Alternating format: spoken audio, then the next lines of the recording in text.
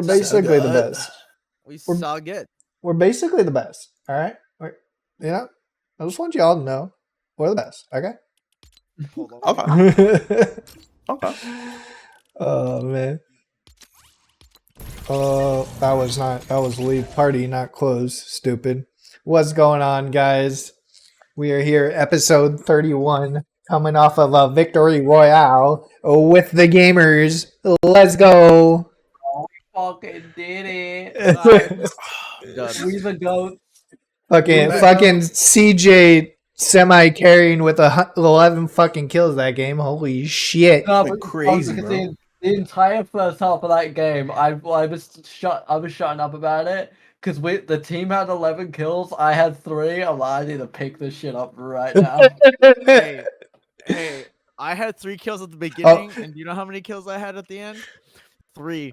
I was wondering why CJ was being so fucking uber aggressive. Like when we were fighting at the gas station, he's just like, I got it. Y'all are calling out people. Oh, one in house dead. One hit dead. Flying up dead.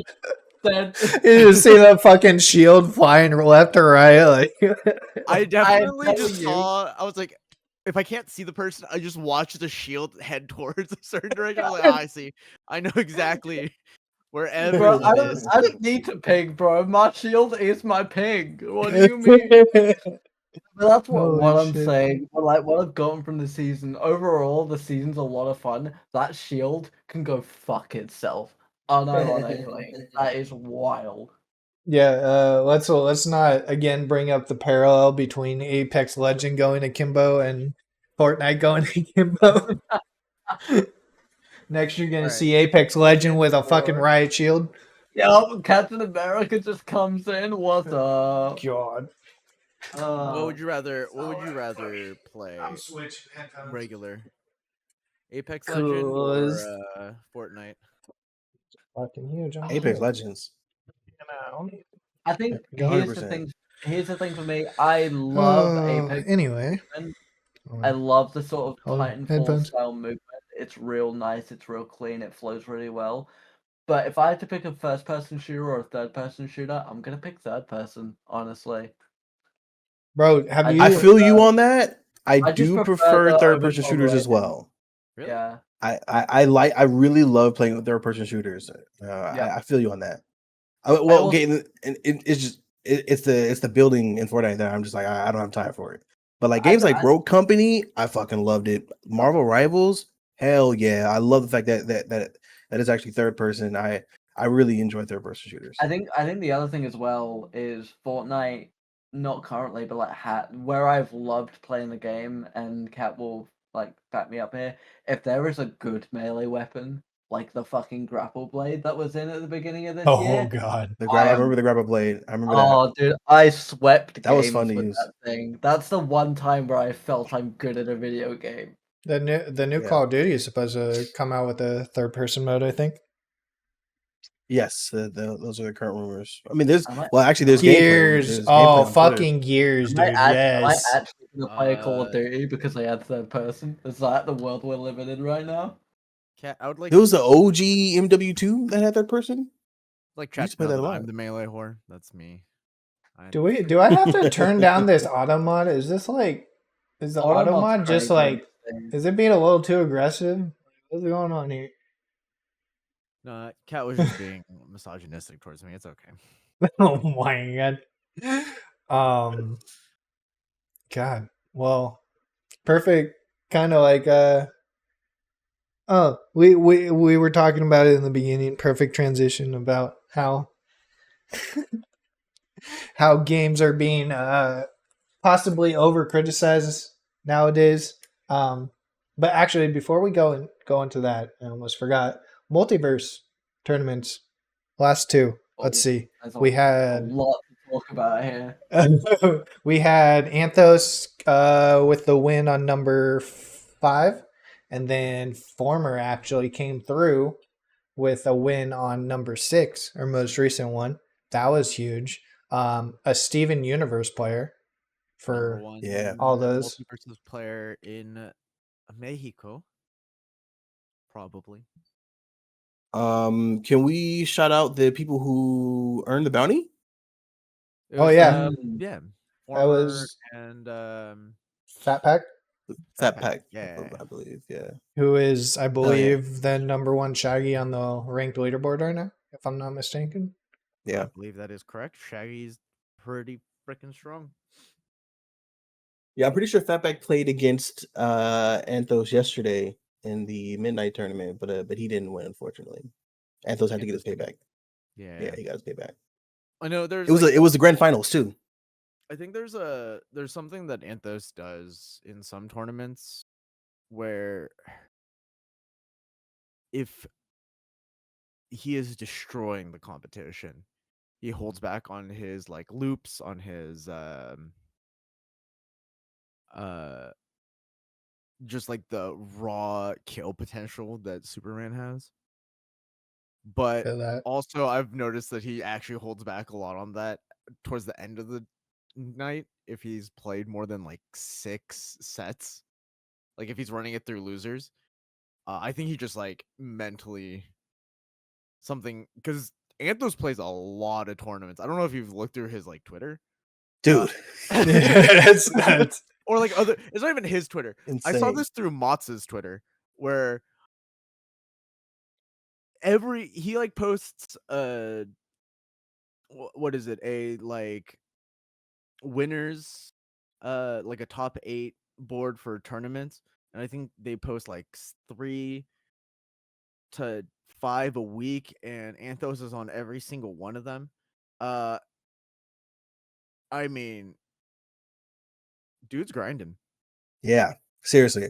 I kind of wish I was a part of an org so I could just start kind of because PAX, East and Evo, Genesis, all these tournaments coming up, man. Well, Evo's already passed, but Yeah, Oof. imagine not being a part of an org. I Couldn't be can't. me. I can't wait. Imagine. Couldn't be me, Yeah, I dude. know, right? Imagine, bro. We're just here to run tournaments. It's fine. It's cool. Oh, come on. Come on. Come on. You know what I mean. No, I don't. I really don't know what you mean. I was like, I believe in alright. Anthos. as we've already gotten a request to sponsor somebody in a Halo tournament, which I What the haven't received anything on, by the way. So I don't know how that's gonna go. Mhm. How's everyone been? I don't know how much we've all just like sat down and hung out for like the last couple of weeks. I don't know. I've Man, seen honestly Mike been- passing as I made You mean my, besides raging in side quests?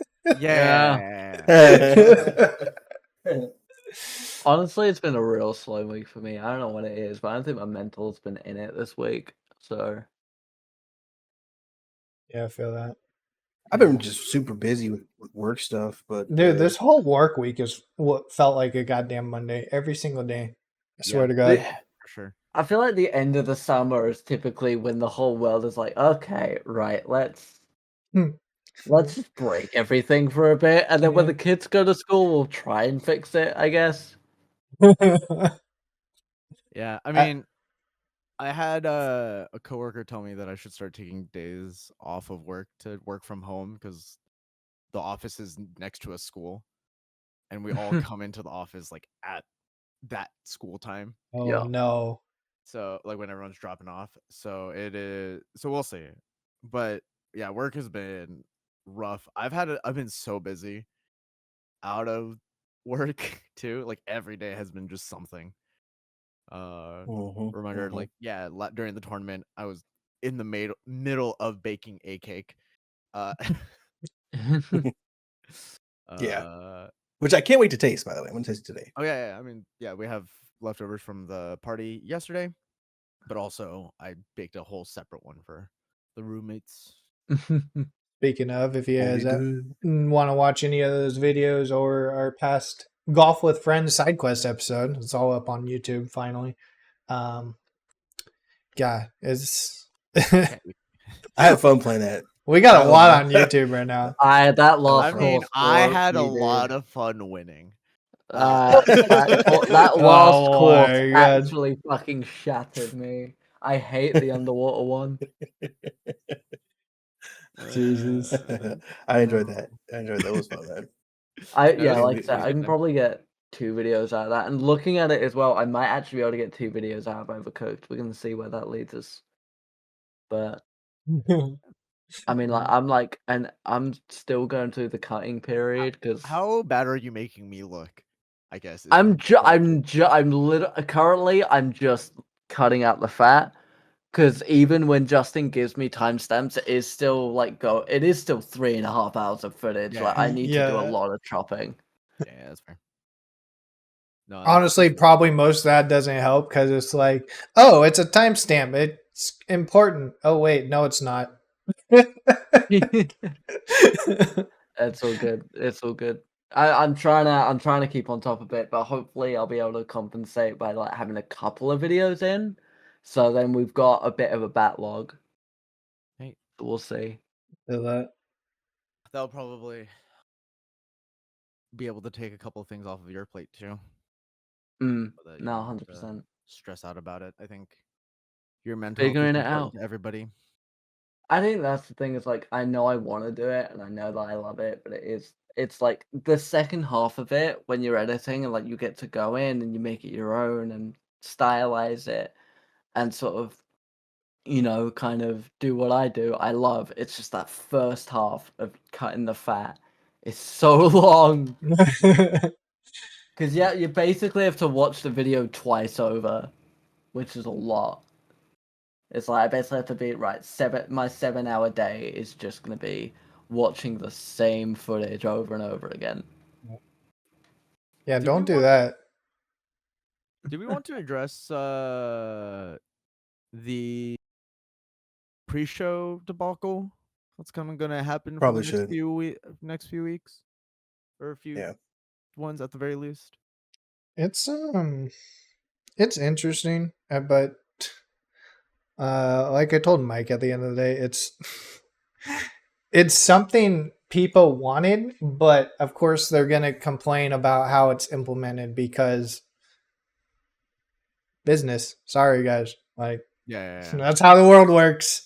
Like It's well, one of those things Can we where just wait? We should get some background though, because I'm not sure everyone watching this is going to be aware of what's happening. So to bring everybody up to speed, Twitch has finally implemented a DJ program or category, so to speak. And what that is going to do is basically protect live streaming DJs from copyright strikes for anything basically that's not like pre-released, unreleased, like actual released music. It will be protecting them from getting DMCA'd for their live broadcast.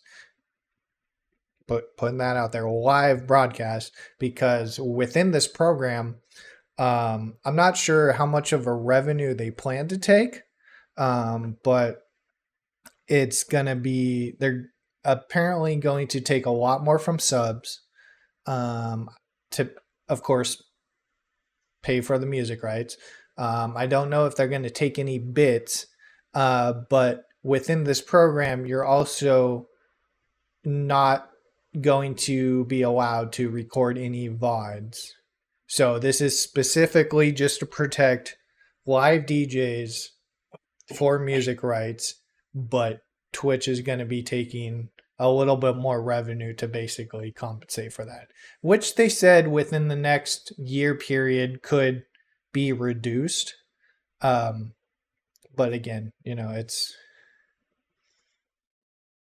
a new program. People are going to complain, whatever. But again, it's business at the end of the day. I So think that's the biggest thing is like as people on this platform, we kind of get how the system works, and whilst it's not ideal, and I'm not saying that I fully advocate and support everything that Twitch does, but there does come a point where we need to sort of step back and realize it's a very early stage where we need to see where it goes and then make a judgment call. Like we can't just say, "Oh, Twitch bad." I will call Twitch out for Oh, a lot Twitch of shit bad. they do.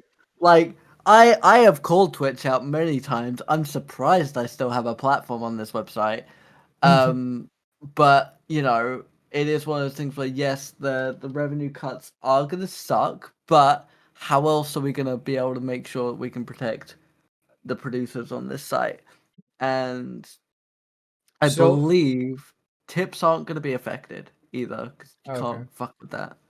Yeah, 'Cause like obviously that's outside third-party. like donations through like Streamlabs and PayPal and all that, they won't they literally can't touch any of that. Yeah.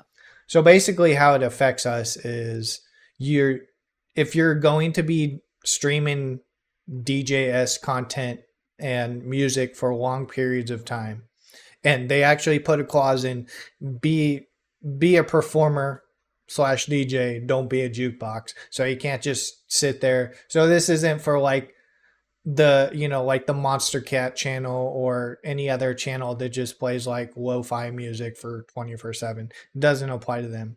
Um, Basically, so what's going on is you have to be in this DJ program, or you cannot essentially DJ on your podcast. Otherwise, you're going to get not a copyright strike, but it's more of a music kind of right strike directly from Twitch, which I think is a 3-4 strike system until they possibly ban your account, depending on the severity.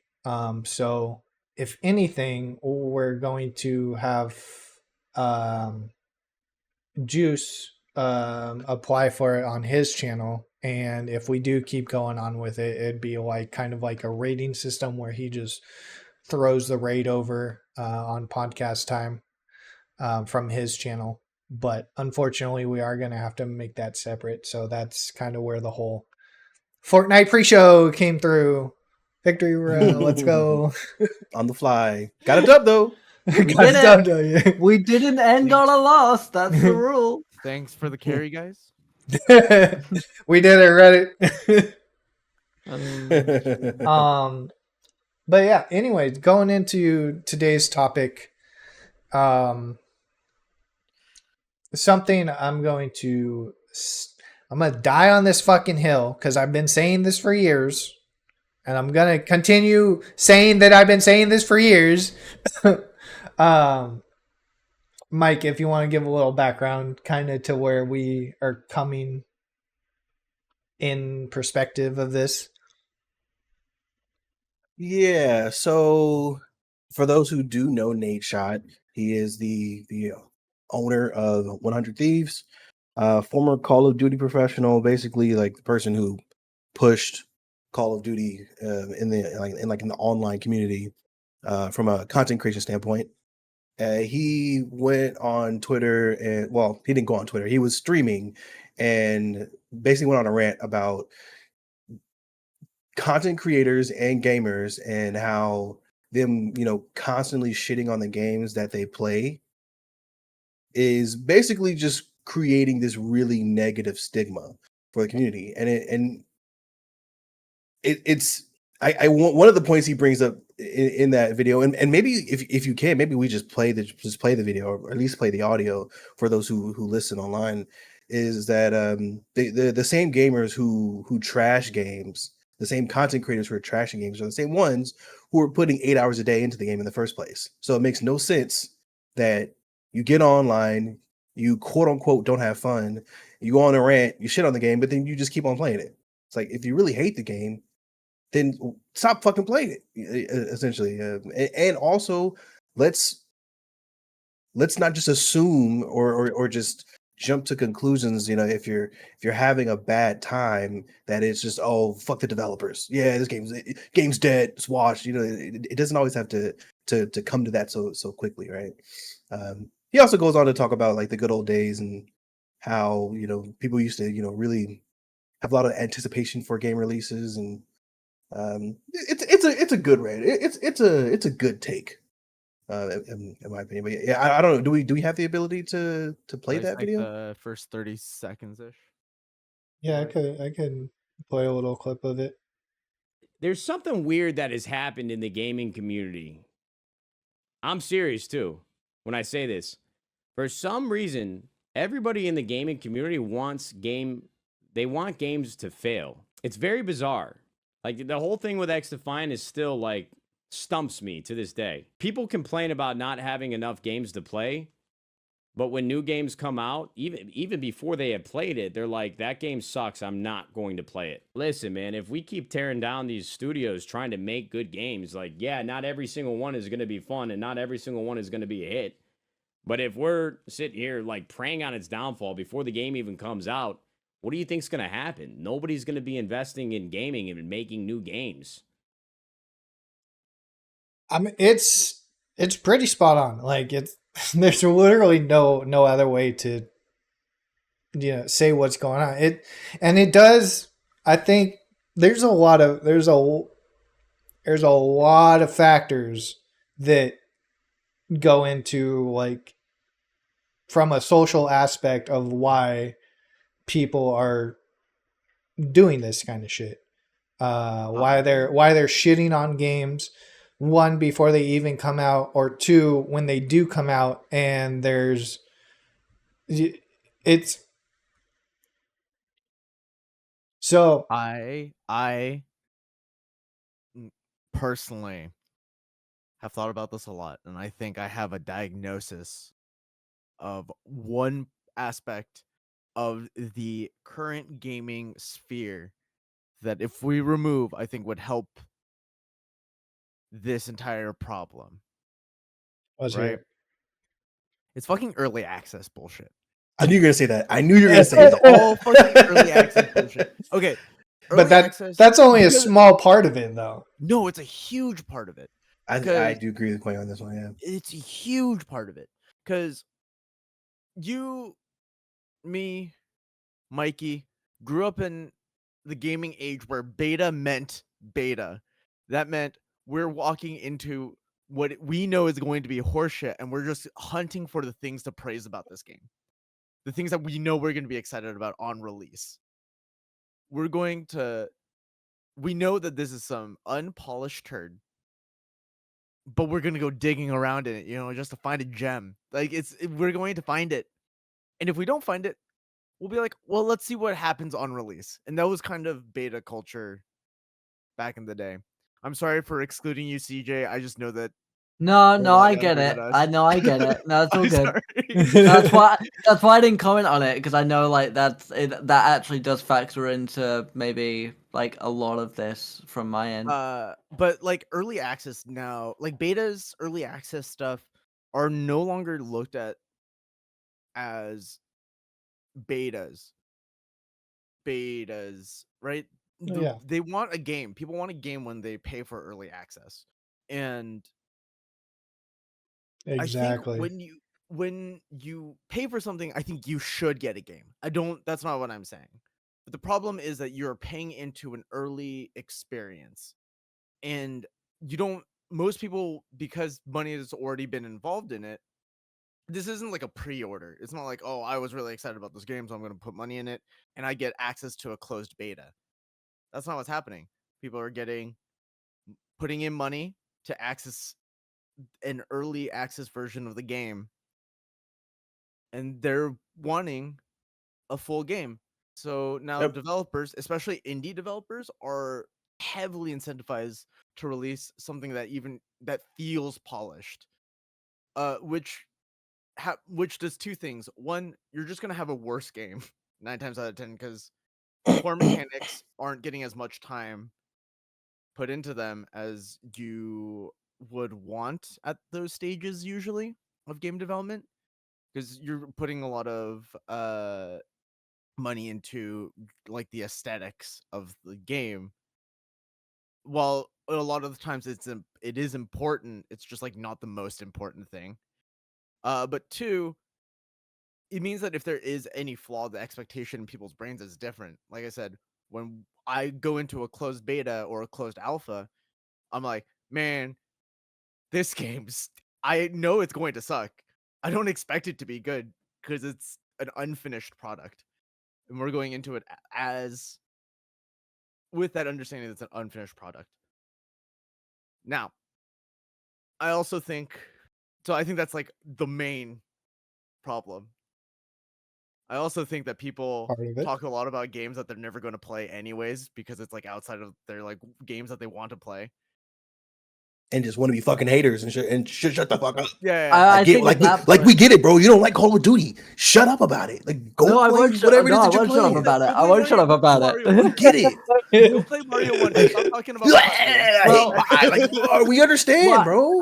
I think this is a much bigger issue in it because I'm kind of on the fence about this topic, and I realize that I'm the kind of person that wants to see the best in a lot of things. I acknowledge that. I realize that. I know that can skew my perspective.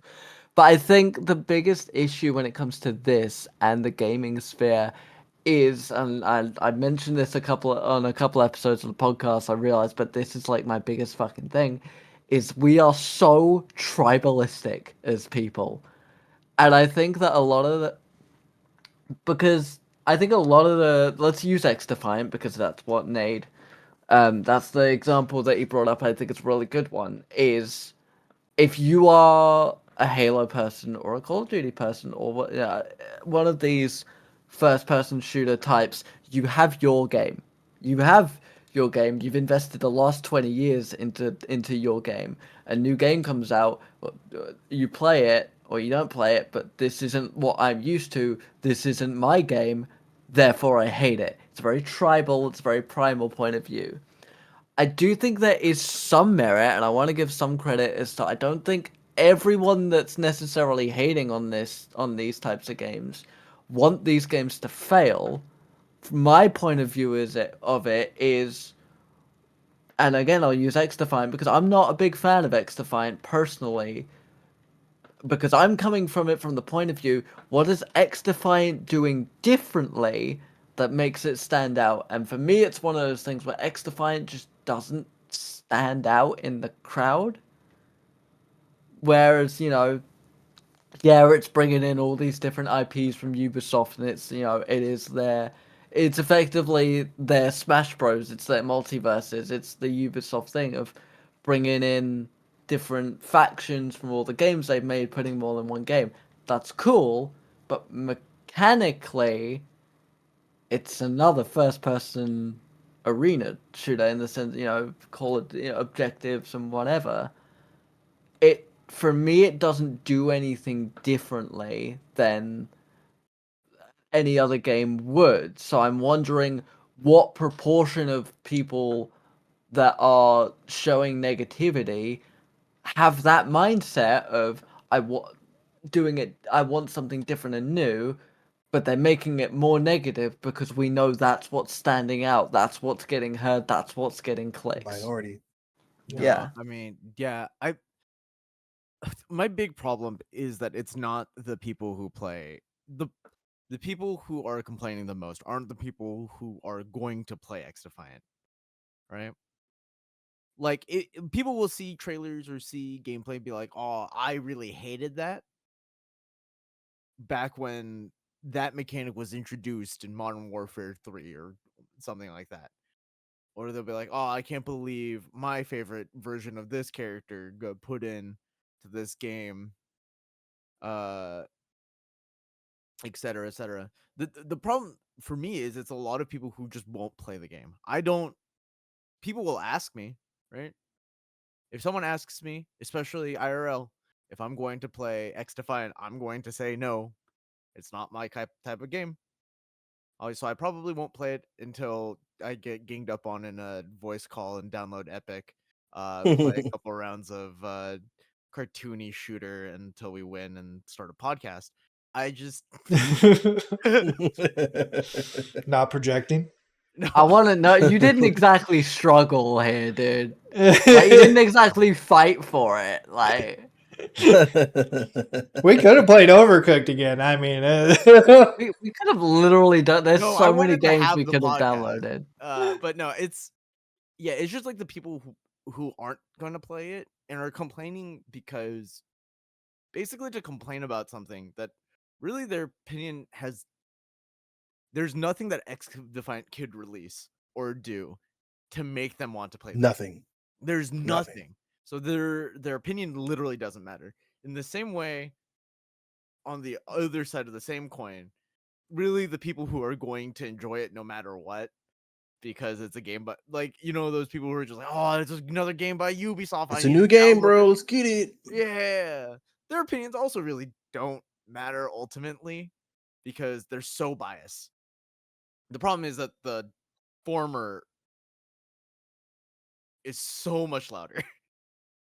And for CJ's point, I don't know why they talk. Like that's really why, like I don't know.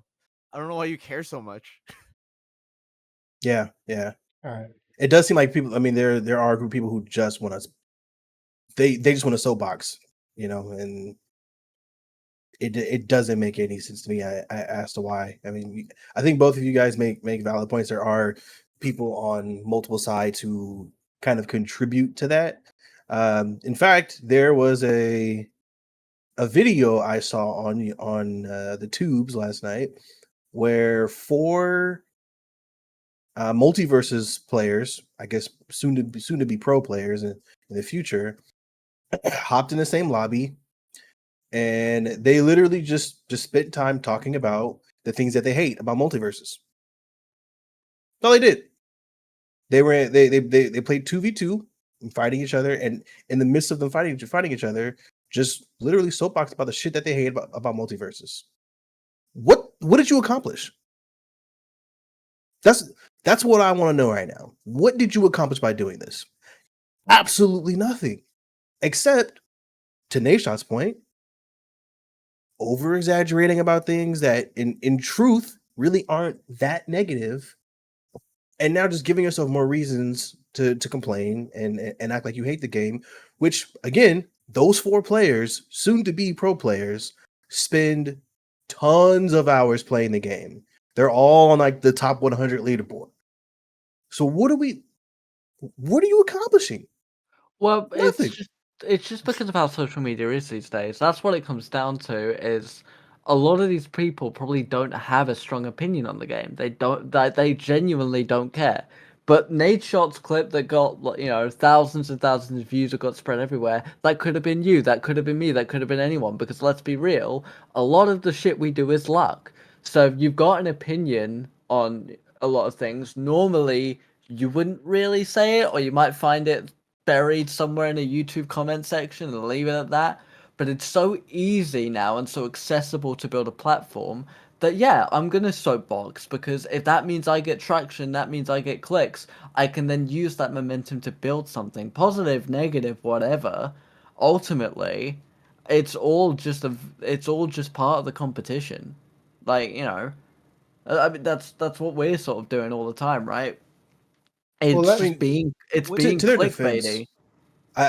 their channels weren't built on that premise. Like they're legitimate players and they're really fucking good at the game. Like that's why that's why they have their channels, is because they want to.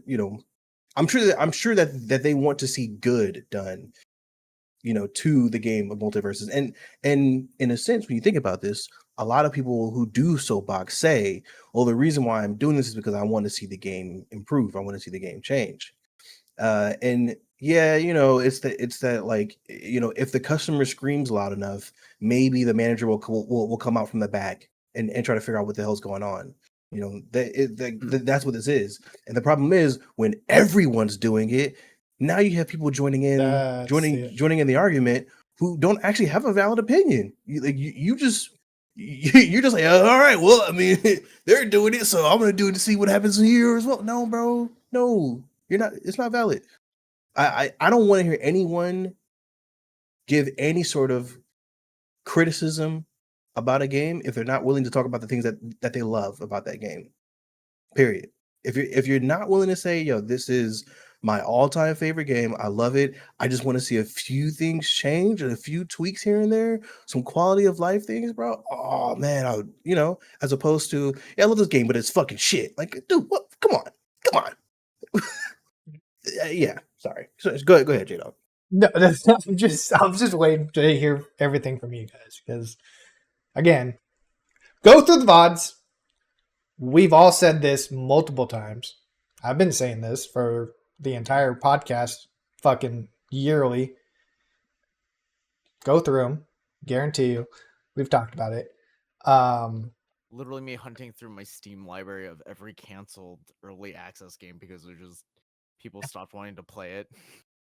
Well, yeah. So that's the thing. It's like bringing in literally everything you all said. Again,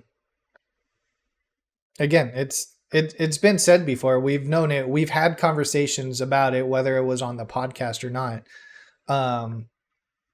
Early access is definitely a detriment. And that stems from, again, the pre-order era and how that kind of transition. Pre-order era, of course, not judging that. Pre-order era was great. I mean, it was good. People had rewards. You got access to a beta. You didn't have to pay for a game that was unfinished. That's where it started being good.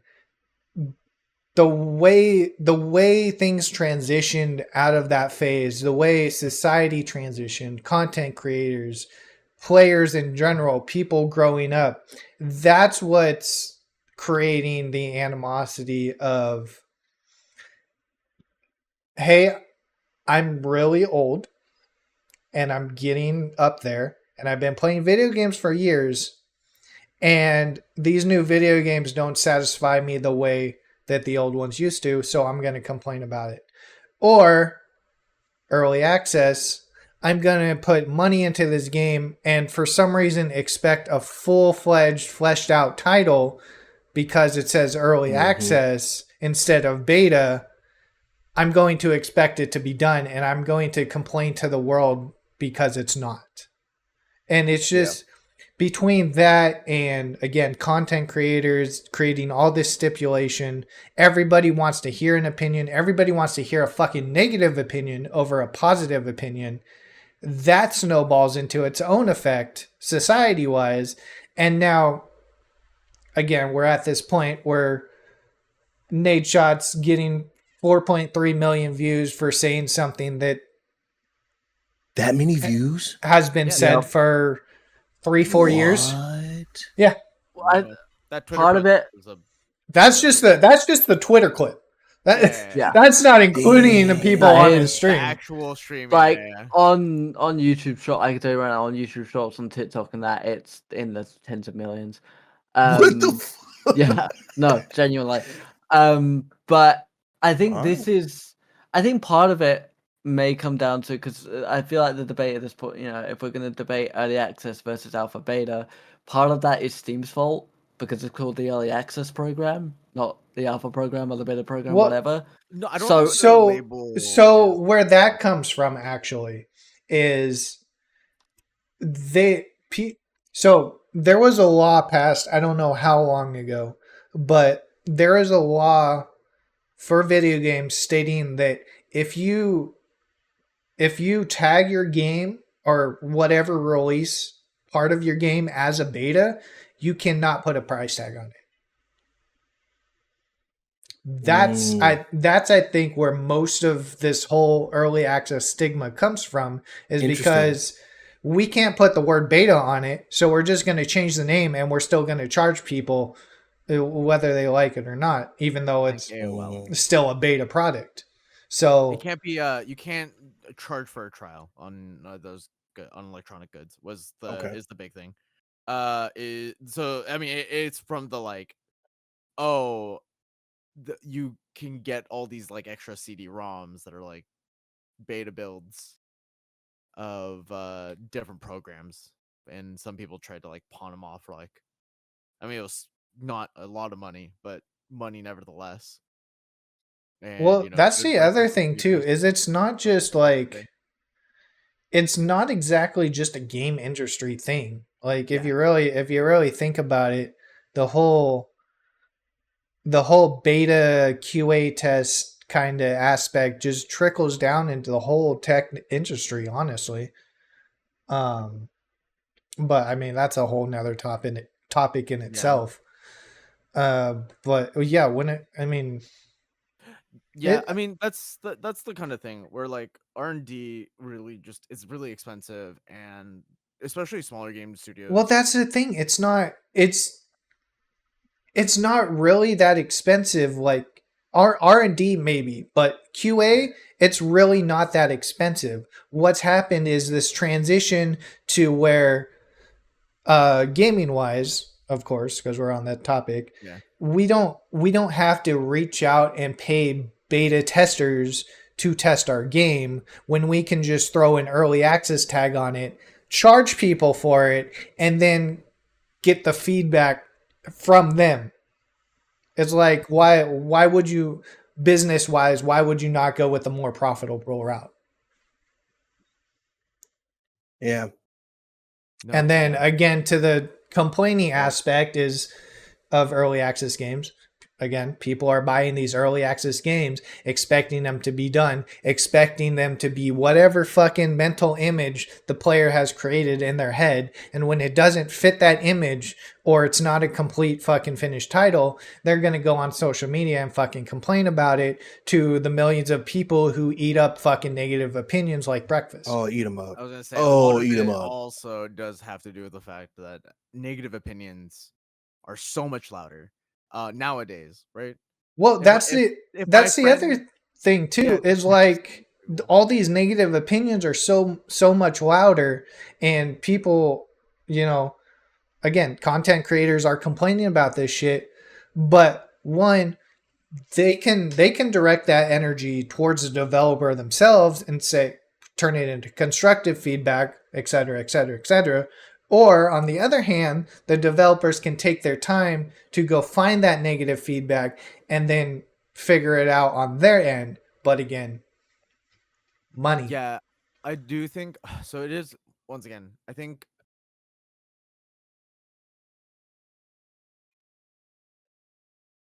part it's not even like really a problem, I guess. I think collectively, as a me actively looking for another word to use, as a society, uh I think we're contented out. Oh, absolutely. I think there are too many games that everybody has access to, so that even when you're in this early access period, Well, that's it. That's the other thing is like, you have to compete with all these hundreds of thousands of games. well, Unless you're that's the other thing too, is like there's so many games to where in one aspect it's just completely fucking saturated. It depends on who you're talking to, right? In one aspect, it's completely fucking saturated and there's so many fucking games to choose from, but you're still complaining about these one certain games. So then, because you're comparing them to all this saturated big fucking bubble of other games, and then there are those other players who only play Apex or only play COD or only play, like 3-4 certain fucking games, who are in this small bubble, and when these new games do come out, they're comparing them to that small bubble of games to where, hey, it's not like that game, so this new game fucking sucks. I don't know what to tell you. Well, let's play a game. Let's play a very quick game. Each of you, because I know this number off by heart. On your average weekday, how many games are released on Steam per day? Shit. per day. Are we Don't talking Google it. It's No, gotta. we're talking It's about like how many new games are put onto the Steam marketplace in a week. every day? Oh, Every day. It's Every Has to day. be in the gotta 10s. be. I want to say it's like in the 30s or 40s. 30s or 40s? Juice, what you saying? 25. Are we considering this as like hard releases, like, or just new listings? Just game releases. Okay. I think the only thing not included in this metric is free to play games, like, because then you'd have things like wallpaper engines and Sure. No, stuff. I was So, wondering if it includes games that are, I believe, games Weightlifting. that are at least 50 cents or higher. Okay. Probably somewhere in like I would say at least 1600, 1700 a day. A day, Yeah, 100%. 52 games a day. Is it 50? Only 52? 52 paid games are released every day on Steam. So the thing the other thing we've got to think about is, if we're talking about the saturated market, which is the fucking hill that I die on, is that a lot of these games now have to compete before they're even out. I've been anti-pre-order ever since I started watching the Game Awards a few years ago, because I'm not a fan of paying for a game that I don't know what it looks like yet. Because I get the cinematic trailers and stuff, I completely understand it. I'm not gonna buy shit from you until I actually see what the game looks like.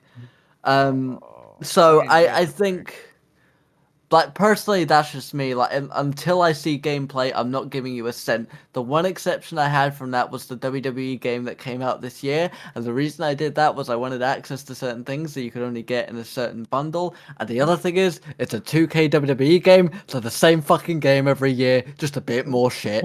So, No, I mean that's like the reason why you do it, right? Is that you either have like a deep franchise and you want to reward loyalty by for those that want it, right? By giving them like a cosmetic. Like Tekken 7 you could get, there was early release like founders bundles or whatever that you can get like figurines of the characters and Well, stuff like that. that's actually another thing I really want to see is like no more fucking graphics overview trailers. Like, give me a fucking little piece of gameplay, like just a little bit, just one little fucking like. You spend a whole 30-second video on this graphical landscape. This is what the game looks like, whatever, and then people make their own fucking interpretations from that. I think see, it'd be so much better if we get the fucking gameplay right off the See, rip. I'm okay with the cinematic trailers because, and to its credit, I think Overwatch did this really fucking well, right? Having a bit more of like an actual narrative to the cinematic trailer. Because to an extent I get it. People, you want to show off kind of what to expect. Where I draw the line is, if you want to have the cinematic trailer teasing that this is going to be out in 2025 or 2026 or Q3 of 2155, because that's when Elder Scrolls 6 is probably going to come out at this point, whatever. But don't open up the pre-orders with that cinematic trailer, because even if it's a long-standing game like Call of Duty or whatever, 2K games I hold differently because they're effectively just simulation based games, right? Yeah, it's These like the sports betting. games, you know what they're gonna look like. I know how, unless there's a major fucking difference, I know how the WWE game they release next year is gonna play. I know that because I played this one, I played the one from last year.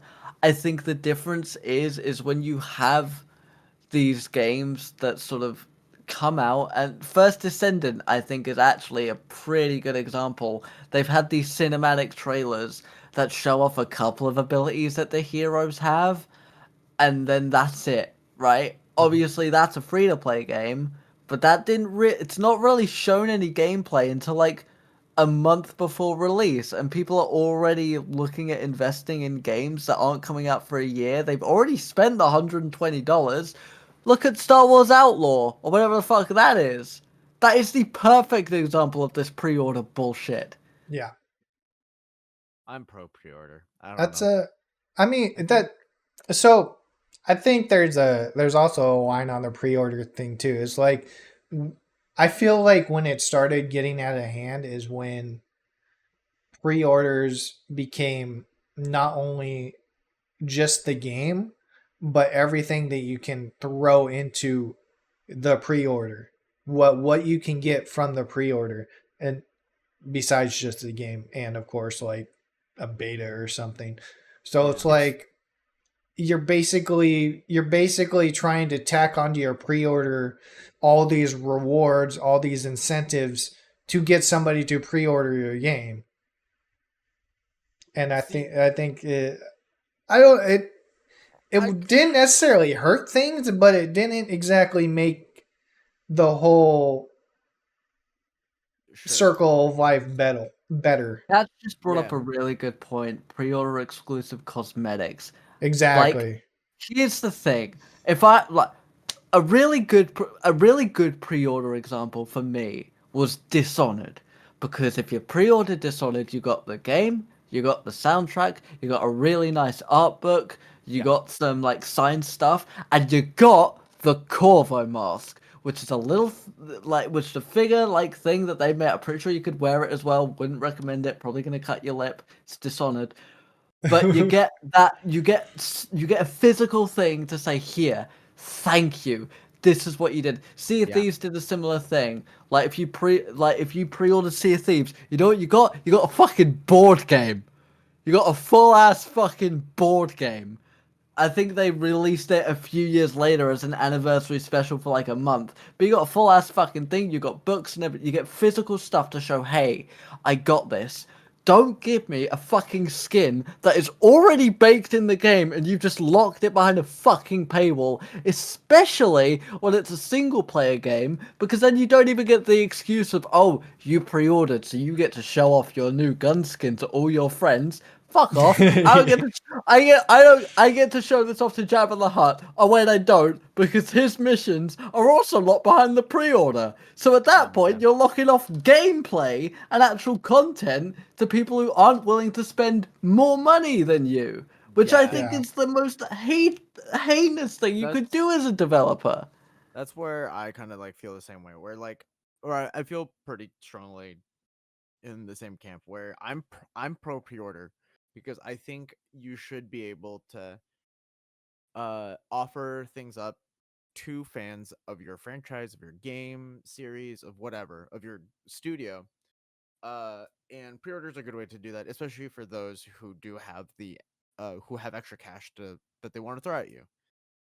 Having out of game exclusive stuff, I'm trying to remember what game it was, but you could get like a cape from it came with the release box.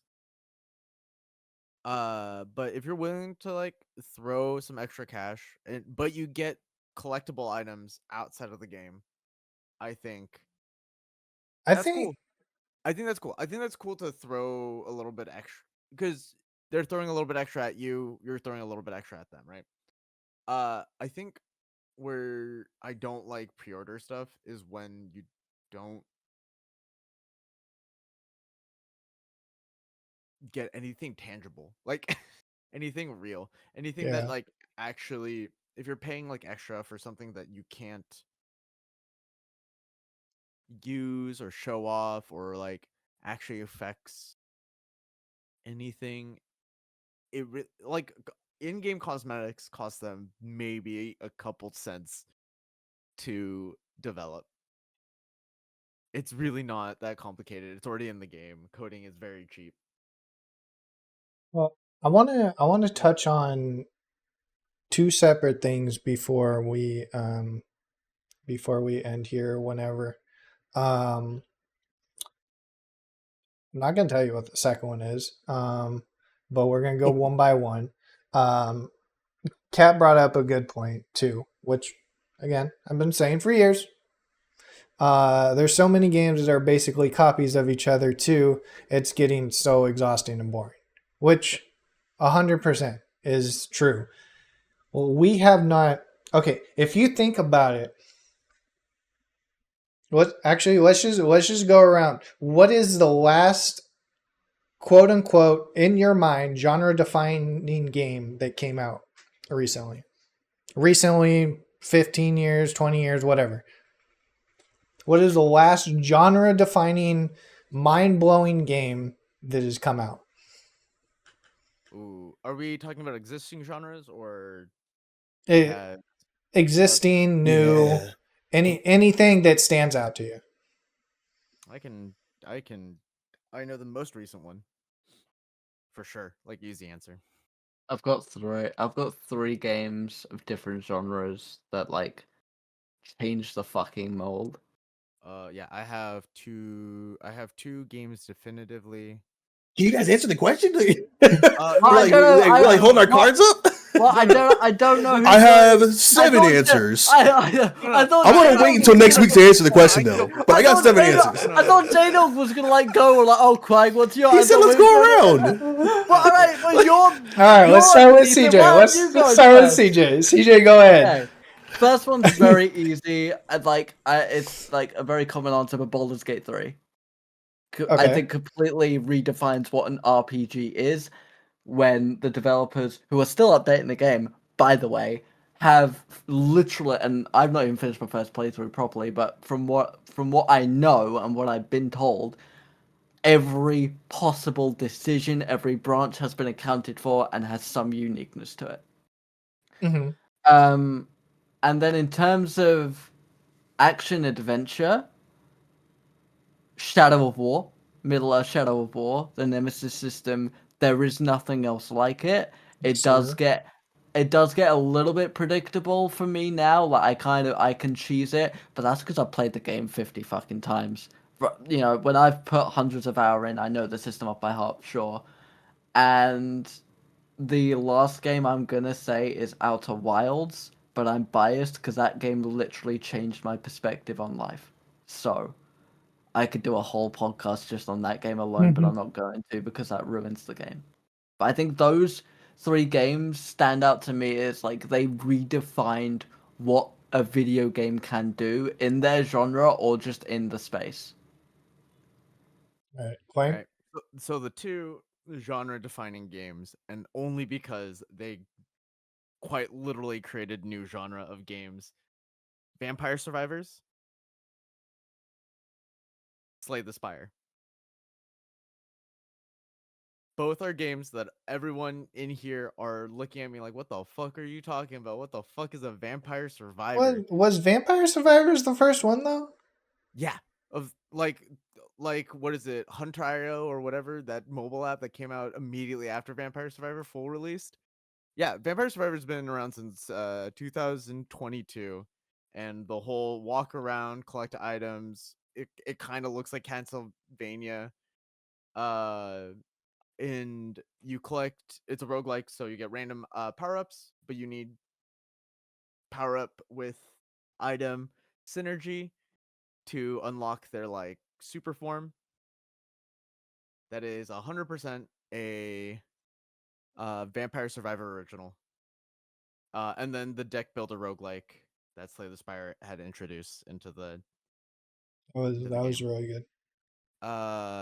Those are hardcore. I think Vampire Survivor is the one that I would say most recently had like redefined a genre of like the greater roguelike genre. Yeah. I kind of agree with like Baldur's Gate 3 and Shadow of the Colossus, but Baldur's Gate 3 I don't think is like that different from Baldur's Gate 2. Shadows of Colossus or Mordor? Shadows of the Cloud. I mean that. Oh, Shadow of War. Both of you got it wrong.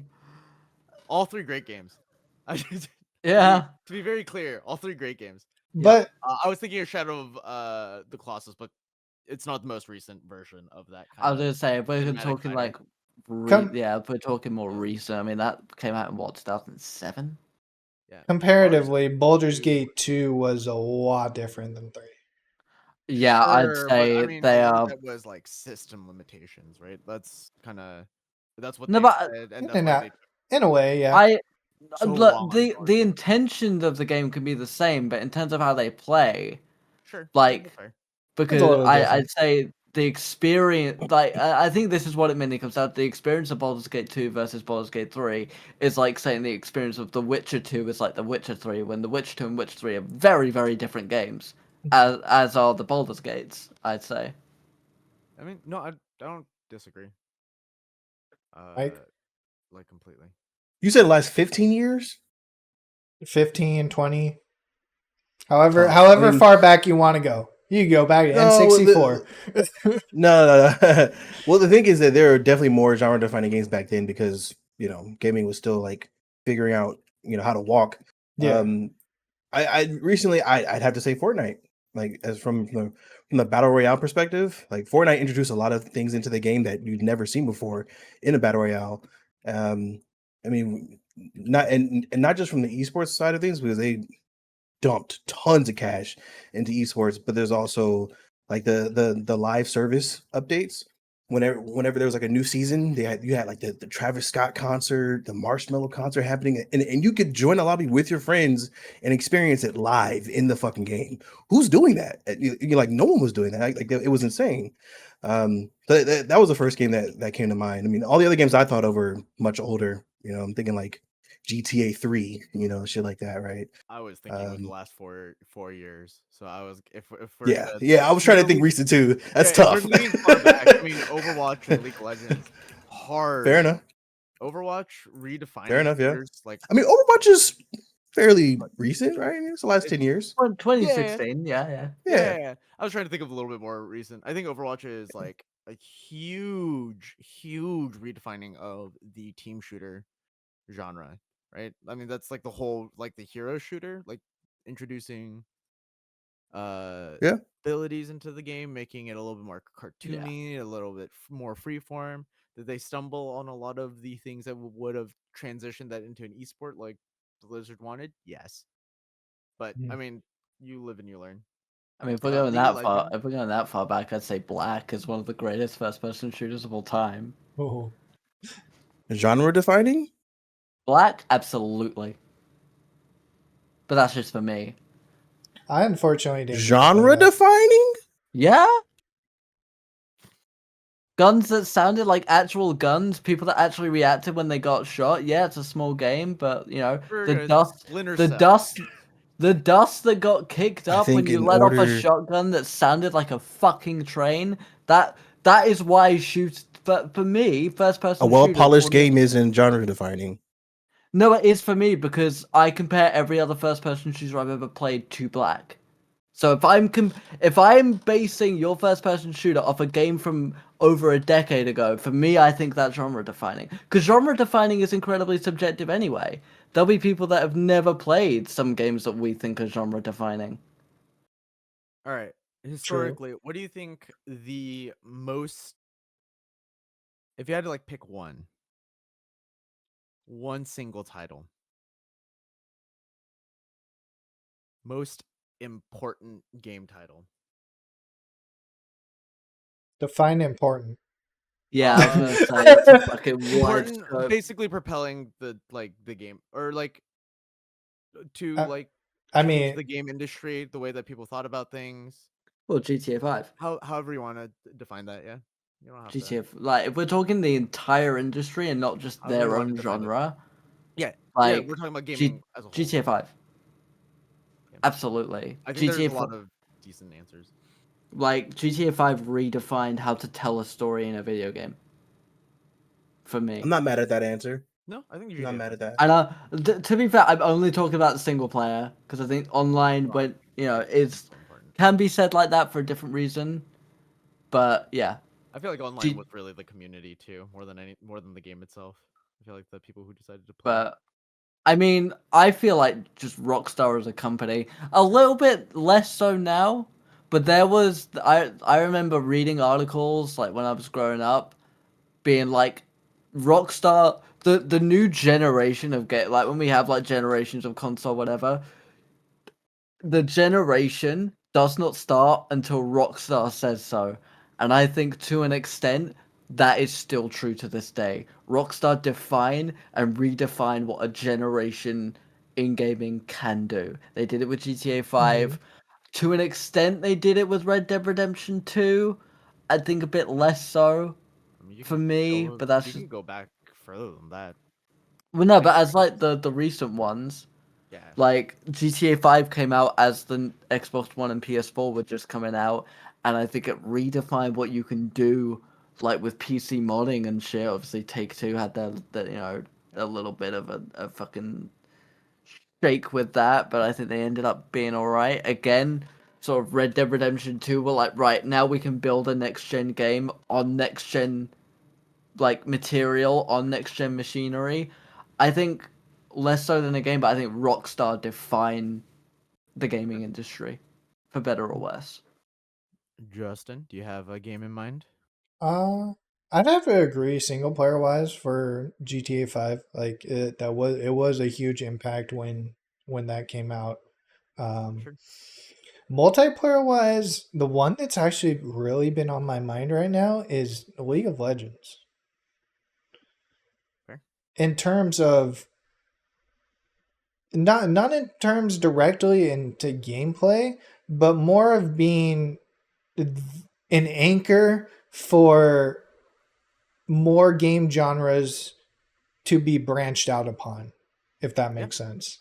They have a great IP. That's fair. Like I think also just I know this is like very biased, but definitely when League of Legends came out, it was just something that me and my friends did if we weren't gonna play poker or if we weren't going to go see a movie. We'd just be like, "Hey, you want to play League of Legends?"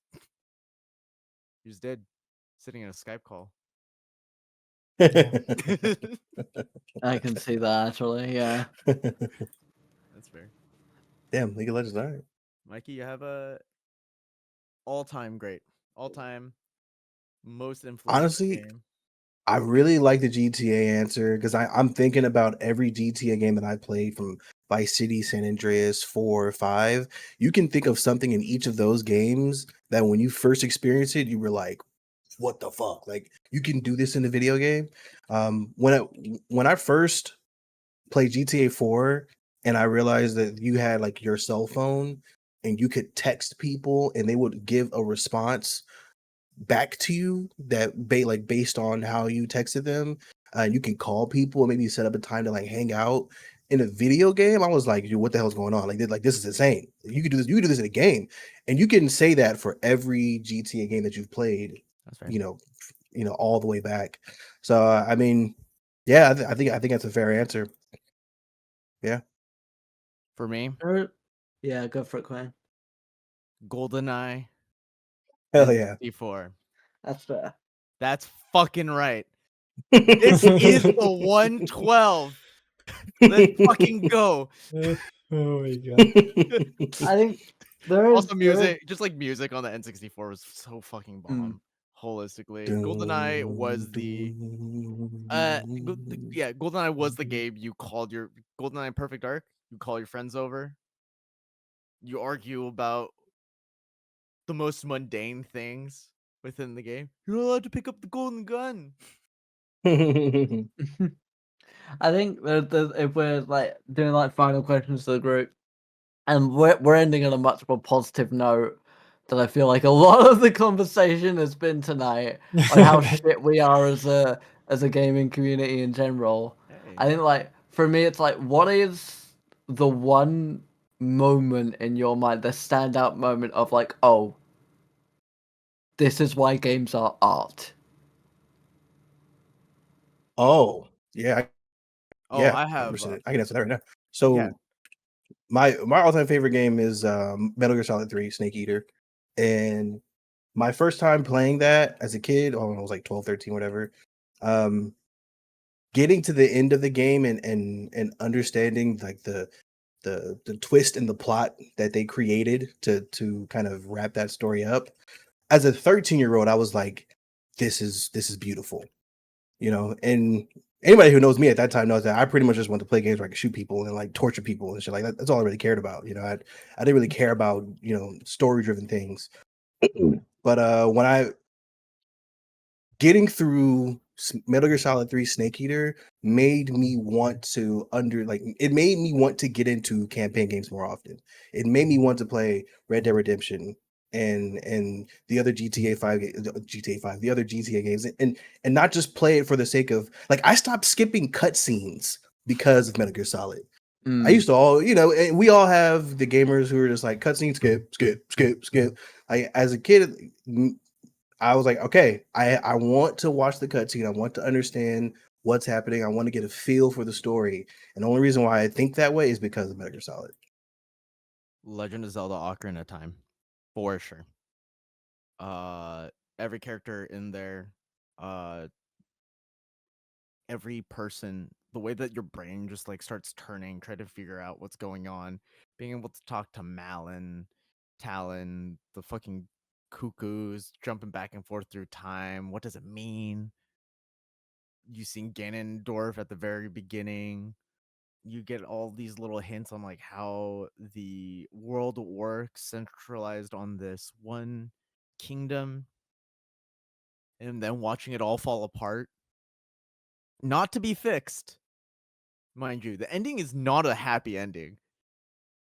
The ending is, we are so sorry we stole your childhood, to even the playing field. We're gonna try to redo it, but it's like very quickly revealed that he remembers everything, even as a child, all the trauma that came after he's quote unquote an adult, a 16-year-old. I have to go through puberty twice. Fuck. He didn't actually go to puberty the first time. He just slept through it. What about you, Jay?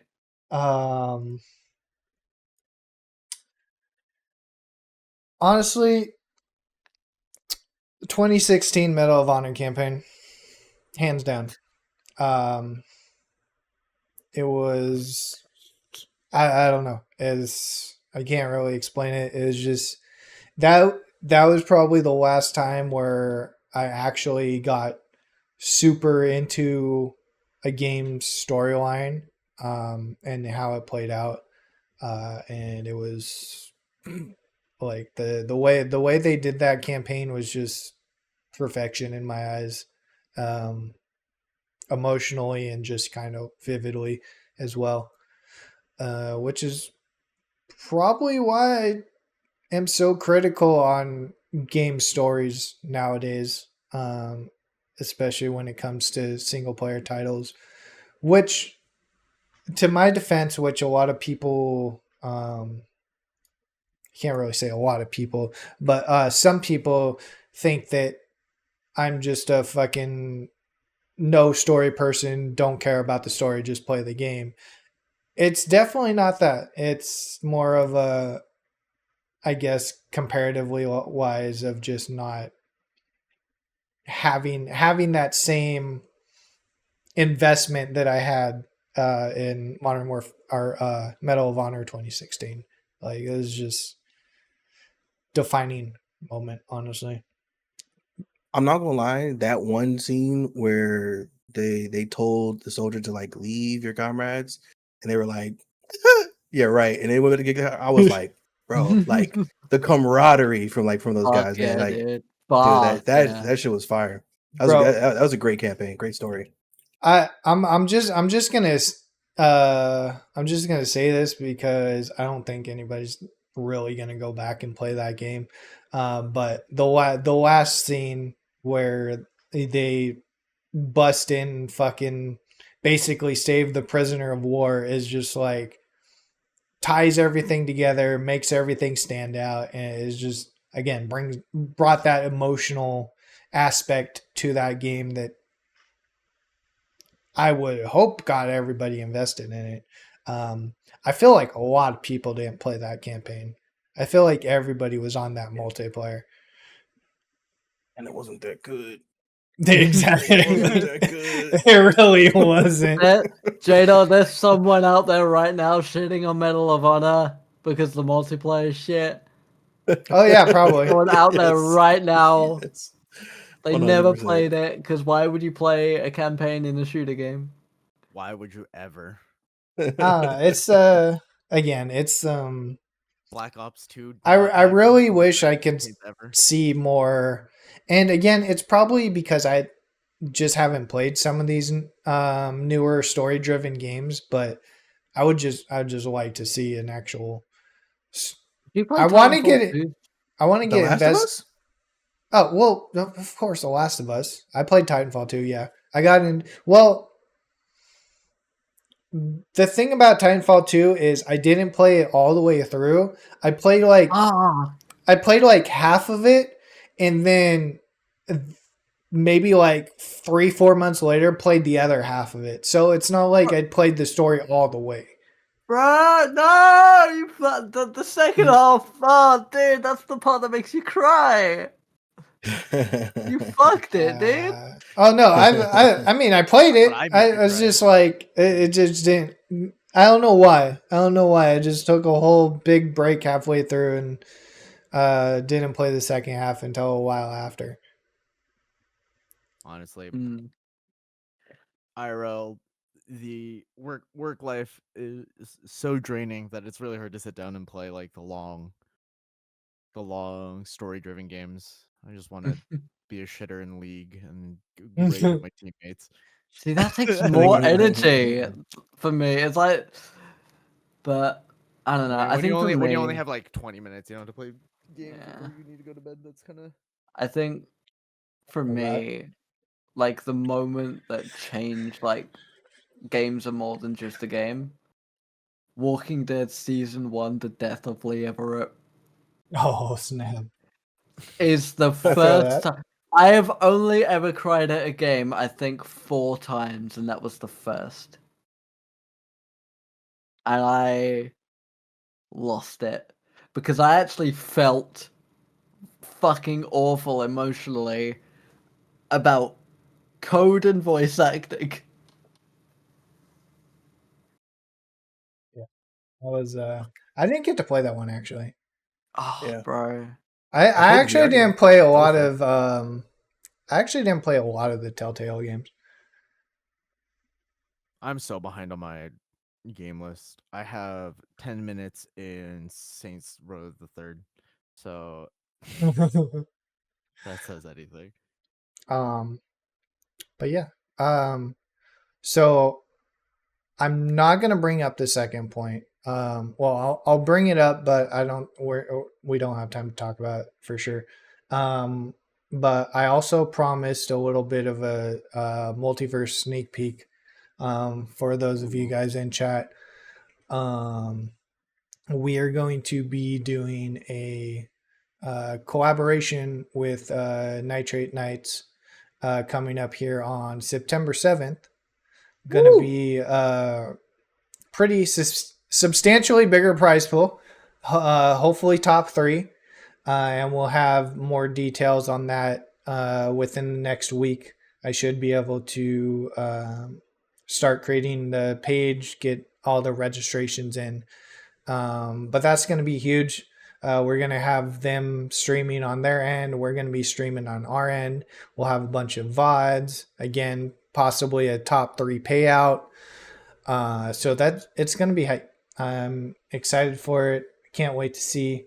Also going to be talking with a few of the boys from Frost Esports and a couple other tournament series that I've been seeing pop up too. And hopefully we can just get you going. It's going to be great. Let's do it. Can't wait for this, man. It's gonna be so much fun. We should have started with Seriously. I wanted it to be a little surprise at the end. We do have some things in the works. It's going to get good. Hopefully soon on top of that, we'll be able to start branching out into different gaming titles as well. I do want to run a bunch of different tournaments, but budget wise, we'll see how it goes. And so what I'm going to leave you all with to possibly talk about next episode, or hell, we can fucking talk about it in the Discord if you want. What I was going to bring up is the line that is currently being drawn between animosity wise between Ubisoft and gamers, whereas Ubisoft is quite literally pretty much said, fuck the gamers, we're gonna make whatever games we want to an extent. And I think that ties into the whole drama around gamers complaining about all these game titles coming out too. So I want to put that in everybody's mind, to where Ubisoft, being one of the standout developers right now, that's being like, we're going to make whatever the fuck we want to make, and whether you like it or not is not our problem. To where, again, all the gamers nowadays eating up all the negativity, complaining about all the fucking games. I just want to leave you guys with that little tidbit of a dynamic going on Until I right see now. a Splinter Cell remake, I don't believe it. yeah, But yeah, we can talk about it later. Of course, we'll be chilling in the Discord after this. I need to go eat, but I'm down to play some games, do whatever. But this has been episode 31. Feel free to drop your guys' links. We have our next The links, multiverse tournament coming up this Friday. Details in the announcements. We'll keep on that, and also keep an eye out for the September 7th collaboration. It's going to be sick. I swear. Peace. I hopefully will be there. Hopefully. Hopefully. We hope. Hopefully. or slaps. Love you guys. Episode 31. Peace. Bye, y'all.